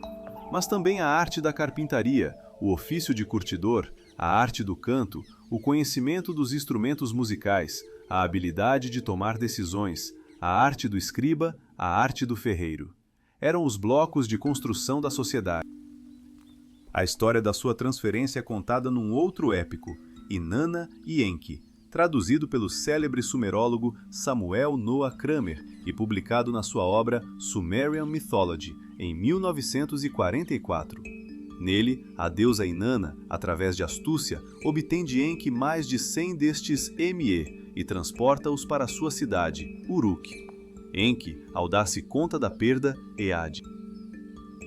Se ousarmos ler esta narrativa não como uma fábula, mas como a crônica codificada de um evento real, o que vemos? Não é um conto de deuses caprichosos, mas a história de uma transferência de tecnologia e conhecimento. Uma transferência deliberada que ocorreu antes de uma partida programada. Uma transferência concebida para assegurar não apenas a sobrevivência, mas o florescimento da humanidade na ausência dos seus criadores. Até ao seu regresso. A humanidade, em toda a sua glória e tragédia, seria então apenas a guardiã de um legado cósmico, aguardando, consciente ou inconscientemente, o fim de um longo interlúdio e o regresso daqueles que um dia nos ensinaram a ser civilizados. Na vasta tapeçaria da história humana, certos fios destacam-se, tecendo um padrão que desafia a nossa compreensão. São fios de pedra, de terra e de memória. O primeiro fio é a pedra. Em Baalbek, no Líbano, blocos de pedra com um peso impossível de 1.650 toneladas formam a base de um templo romano, mas a sua origem é um mistério mais profundo. Nas planícies da Anatólia, o santuário de Göbekli Tepe, deliberadamente sepultado há 12.000 anos, reescreve a cronologia da civilização. No deserto do Peru, as linhas de Nazca, geoglifos de uma escala monumental, revelam as suas formas apenas a quem as observa da imensidão do céu. E nas coleções de antiguidades, o selo cilíndrico 5A243, cuja gravura tanto pode ser, como não ser, um mapa do nosso sistema solar. São objetos físicos, evidências que podemos tocar, medir e datar, mas que nos devolvem um silêncio carregado de perguntas para as quais não possuímos respostas definitivas. O segundo fio é a Terra. A hipótese de um impacto cósmico há 12.800 anos, um evento cataclísmico que teria mergulhado o mundo num caos. Sob o manto de gelo da Groenlândia, a cratera de Hiawatha oferece um possível local para essa colisão. Os registros geológicos confirmam uma subida catastrófica do nível do mar de 120 metros e o início do Younger Dryas, um período de 1.200 anos de arrefecimento abrupto e brutal. A erosão hídrica na Esfinge, uma assinatura geológica que aponta para um período de chuvas torrenciais terminado há milênios, numa região que hoje é um deserto. E nos confins do Sistema Solar, a hipótese do planeta 9, uma proposição matemática para a existência de um corpo massivo numa órbita alongada e distante, cuja influência gravitacional sentimos sem nunca o ter visto. Estes não são mitos, são dados, cicatrizes no corpo do planeta e ecos gravitacionais no cosmos. O terceiro fio é a memória. A lista de reis sumérios que fala de monarcas antediluvianos com reinados de duração impossível. O Enuma Elish, que descreve uma cosmogonia de batalhas celestiais. O Atrahasis, que narra a criação da humanidade para servir os deuses. A epopeia de Gilgamesh, com o seu relato de um dilúvio global que ecoa em centenas de outras culturas. E por todo o mundo, as mesmas histórias, os mesmos arquétipos.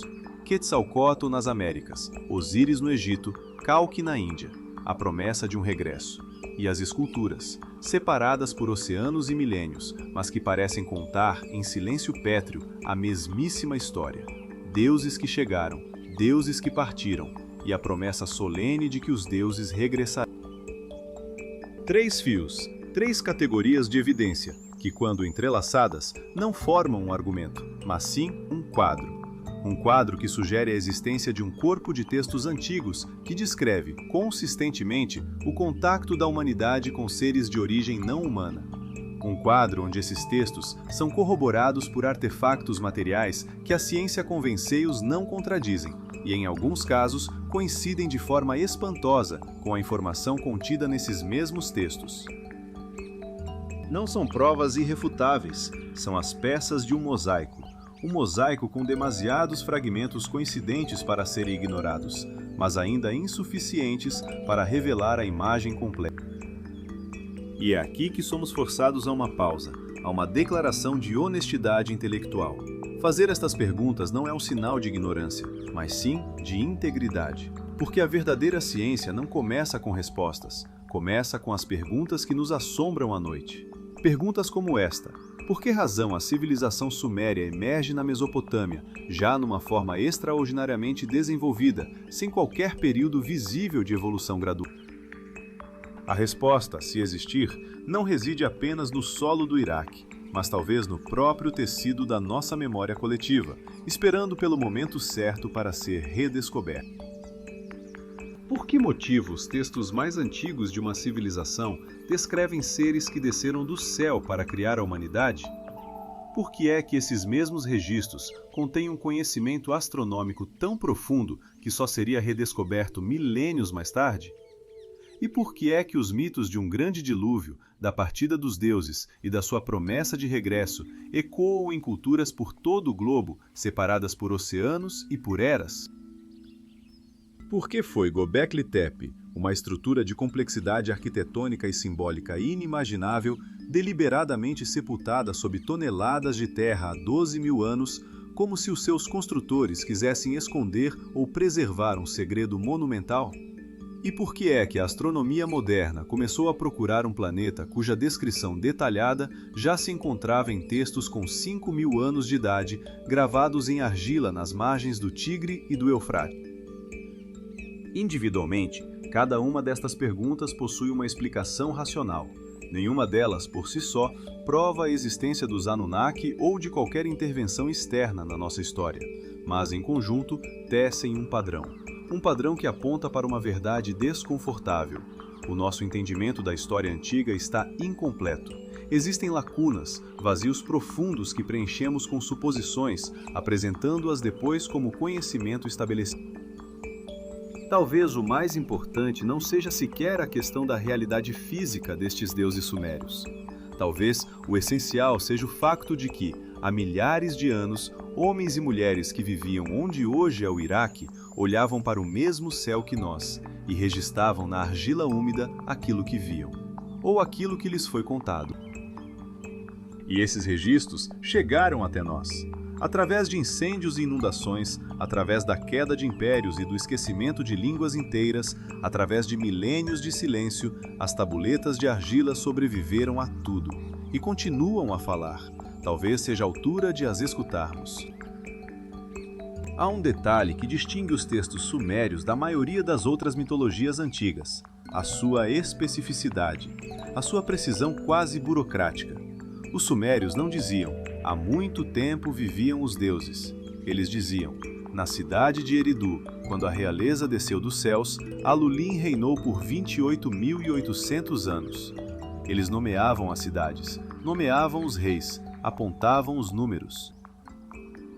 Eles mantinham uma contabilidade rigorosa, compilavam listas intermináveis, registravam observações astronômicas com uma exatidão que ainda hoje espanta os cientistas. Não eram bardos românticos a compor canções à volta da fogueira. Eram burocratas, engenheiros, astrônomos, pessoas para quem a precisão era uma necessidade profissional.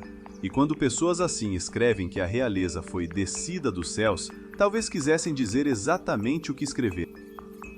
O professor Thorkild Jacobsen, um dos maiores sumerólogos do século XX, que lecionou nas universidades de Chicago e Harvard, na sua obra seminal, The Treasures of Darkness, publicada em 1976, analisou a evolução da religião mesopotâmica. Ele concluiu que a camada mais arcaica das crenças sumérias, antes de ser reinterpretada e complexificada por gerações posteriores de sacerdotes, descrevia os deuses não como forças transcendentes e abstratas, mas como entidades concretas, tangíveis, fisicamente presentes. Jacobsen não tirou daí qualquer conclusão sobre contacto extraterrestre, mas, como acadêmico honesto, constatou o que os textos mais antigos diziam de forma inequívoca. E assim, chegamos ao final. Não a uma resposta, porque não a temos. Chegamos a uma reflexão. A história não é uma linha reta e clara, mas um vasto oceano pontilhado de ilhas de conhecimento. Entre elas, jazem abismos de incerteza. A narrativa suméria é uma dessas ilhas, talvez a mais antiga de todas, e a sua mensagem desafia a nossa conceção do passado. A sua voz, gravada em argila, sobreviveu ao tempo para nos lembrar que a nossa história pode ser muito mais estranha e muito mais grandiosa do que ousamos imaginar. O século XXI desdobra-se como a primeira era na história humana em que a tecnologia nos concede o poder de confrontar os mitos com a matéria, de testar as lendas ancestrais no cadinho da ciência. As narrativas gravadas em pedra e argila já não são apenas ecos de um passado longínquo, tornaram-se hipóteses à espera de verificação. Nos picos áridos do Chile, o observatório Vera Rubin prepara-se para varrer o céu noturno, um sentinela cósmico com a missão de mapear a escuridão. Entre os seus muitos objetivos, reside a esperança de capturar a silhueta fugidia do planeta 9, um mundo hipotético que assombra as margens do nosso sistema solar, um gigante invisível cuja existência foi, até agora, apenas inferida pela dança gravitacional de objetos distantes. A sua descoberta confirmaria que os céus ainda guardam segredos monumentais. Enquanto olhamos para fora, também aprendemos a ver através. Sob o dossel verde e impenetrável das selvas, a tecnologia LIDAR dispara milhões de pulsos de luz, despindo a paisagem do seu manto de vegetação. Em 2018, uma equipa liderada por Marcelo Canuto, da Universidade de Tulane, aplicou este olhar penetrante a Guatemala. O resultado foi sísmico. Onde antes se via apenas floresta, emergiu o esqueleto de uma civilização.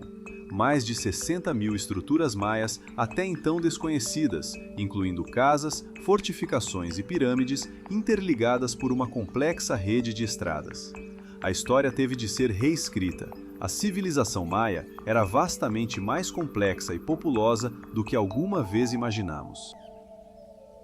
Nas profundezas azuis, onde a pressão esmaga e a luz se rende, a arqueologia subaquática explora um mundo perdido. As plataformas continentais, hoje submersas, eram terra firme há 12 mil anos, no crepúsculo da última idade do gelo. É aqui, ao largo da costa do Japão, que repousa o enigma de Yonaguni. Descobertas em 1986 pelo mergulhador Kihachiro Arataki, estas colossais estruturas de pedra exibem ângulos retos, terraços e escadarias esculpidas. Para os geólogos, são o resultado de processos naturais extraordinários. Para outros, são as ruínas inconfundíveis de uma estrutura feita pelo homem, um monumento antediluviano a uma civilização engolida pelo mar. A questão permanece, suspensa nas correntes silenciosas. É uma maravilha da natureza ou a assinatura de uma mão esquecida? Contudo, a mais profunda das revoluções acontece numa escala invisível a olho nu. A genética moderna desvenda a arqueologia do nosso próprio sangue. Em 2010, Svante Pääbo, do Instituto Max Planck, laureado com o Prêmio Nobel em 2022, publicou a sequência do genoma Neandertal. A revelação foi profunda. Os humanos modernos de ascendência não africana carregam entre 1 e 4% de ADN Neandertal. Não os substituímos simplesmente, cruzamo-nos com eles. Mais tarde, vestígios de ADN denisovano e de outros hominídeos arcaicos não identificados foram encontrados no nosso código genético. A história da humanidade deixou de ser uma árvore com um tronco único para se tornar um rio intrincado, com afluentes que se misturam, se separam e se reencontram. Somos um mosaico, um compêndio vivo de encontros na aurora do tempo. Neste contexto de contínua e vertiginosa redescoberta, como devemos abordar os textos sumérios? As suas crônicas de seres que desceram dos céus, as suas descrições de tecnologias incompreensíveis, a sua partida e a sua promessa de regresso. A resposta não pode ser a fé cega, nem a rejeição desdenhosa e arrogante. Merecem um escrutínio atento, ponderado e honesto. Se a história que conhecemos de há poucos milhares de anos estava tão incompleta, que certezas podemos ter sobre as narrativas mais antigas da nossa espécie? Cada tablete de argila resgatado do pó, Cada bloco megalítico que desafia a nossa compreensão da engenharia, cada linha enigmática gravada no deserto, não são respostas. São lembretes monumentais da vastidão daquilo que ainda não sabemos. Os sumérios registraram as suas histórias na argila, o mais frágil e, paradoxalmente, o mais duradouro dos materiais.